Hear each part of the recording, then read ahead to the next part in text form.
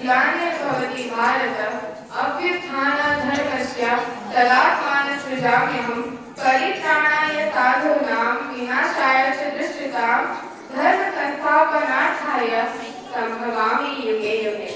परब्रह्म ओम विद्यालयी माँ शारदा, जगज्जननी माँ भारती, परम पूजनीय डॉक्टर श्री गुरु जी, संविधान के जनक डॉक्टर भीमराव अम्बेडकर और भारत माता के ऐसे ही बहुत अनगिनत वरपुत्र के चरण कमलों में मेरा कोटि कोटि नमन।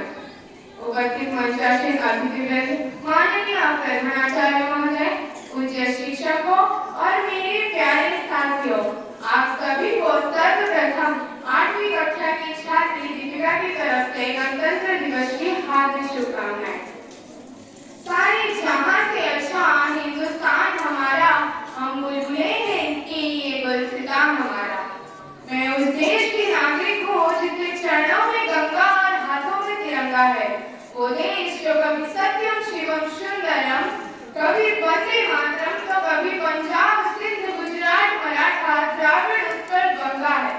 मैं उस देश की नागरिक हूँ जो हर ठुकराए हुए की सनमस्थली बन जाती है और 7 समंदर पार परदेशियों को भी अपने भाई और बहन कहकर संबोधन करती है। वही प्रेम की पूज्य भूमि भारतवर्ष कहलाती है, भारतवर्ष कहलाती है। साल 1947 अगस्त महीने के 15 तारीख को हमारे देश ने स्वतंत्रता हासिल करी।